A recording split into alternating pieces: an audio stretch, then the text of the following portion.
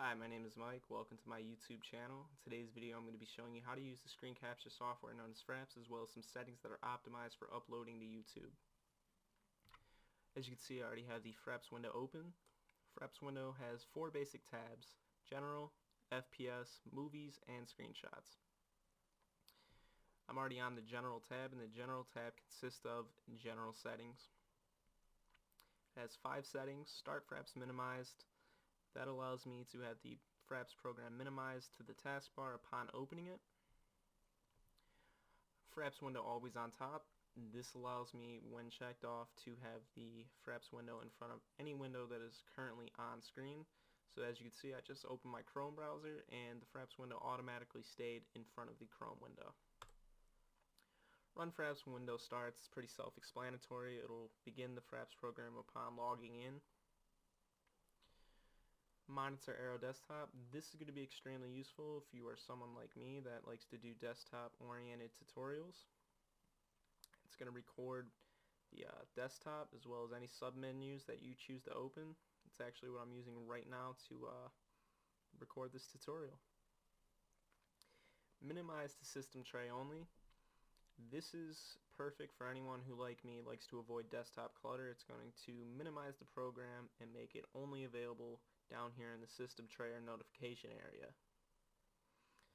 Moving on to the FPS tab, you're going to see your basic benchmark and overlay settings. So for those who do not know what benchmarking is, it allows you to monitor average frames per second between 2 points in a game. This is going to be extremely useful if you think you might be dropping frames. You can set a time that you want the benchmark to record for. I have mine set all the way up to 60 seconds, and then after 60 seconds it's going to stop recording the benchmark.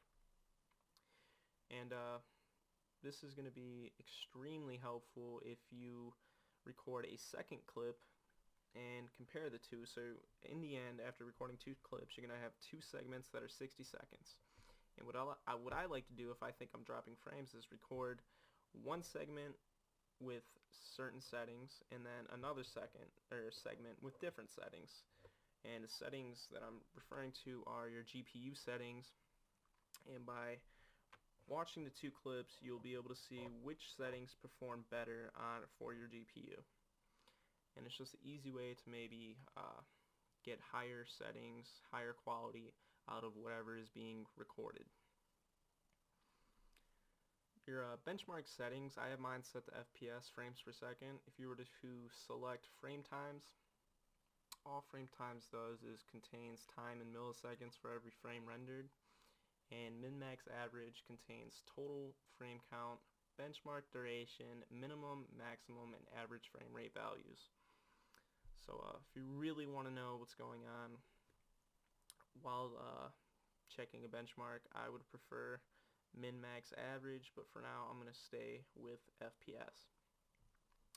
Overlay hotkey, that is by default set to F12. Benchmarking hotkey by default is set to F11, and these are just the buttons you would press to either start or end an event.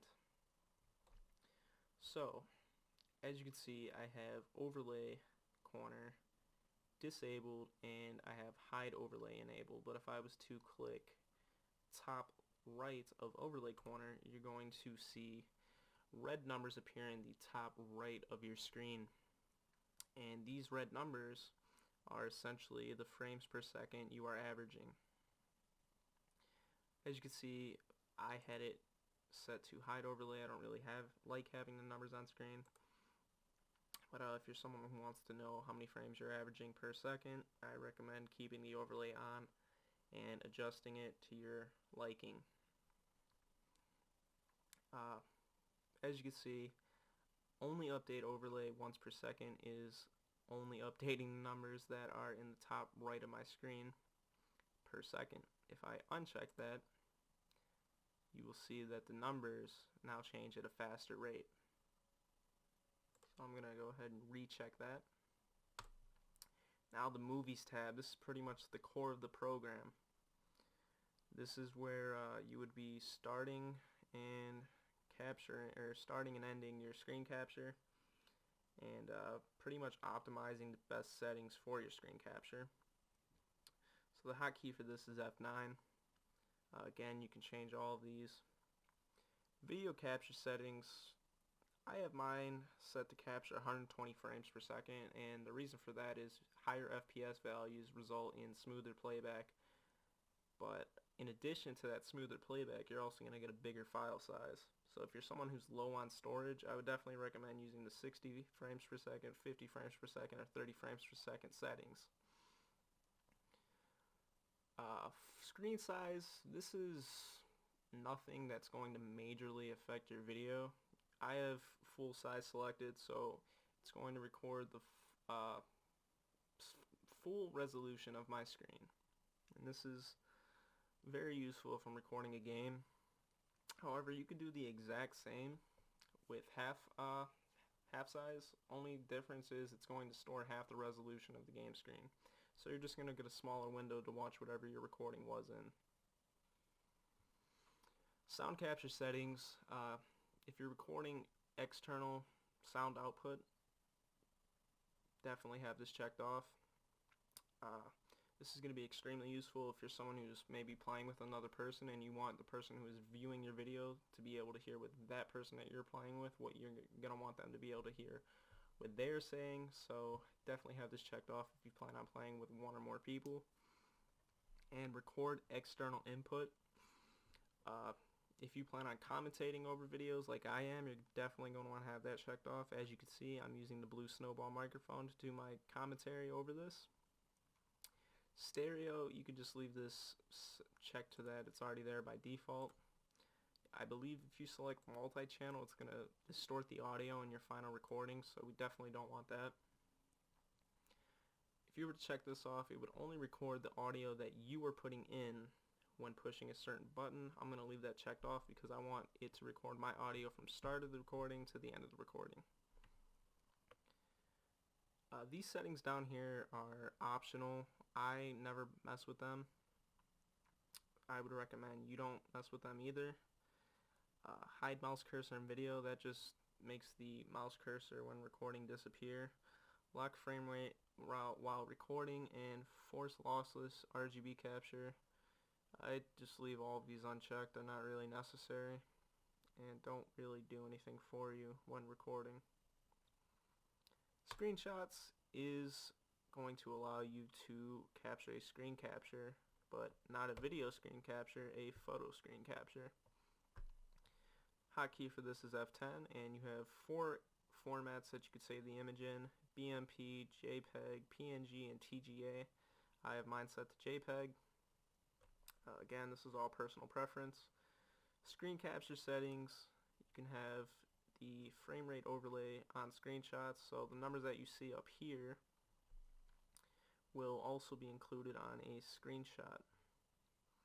Repeat screen capture every 10 seconds, so upon pressing the hotkey for the screen capture, which is F10, after the first screen capture is taken, is going to take another screen capture in 10 seconds, and it will do this continually until the hotkey is pressed again to stop the screen capture.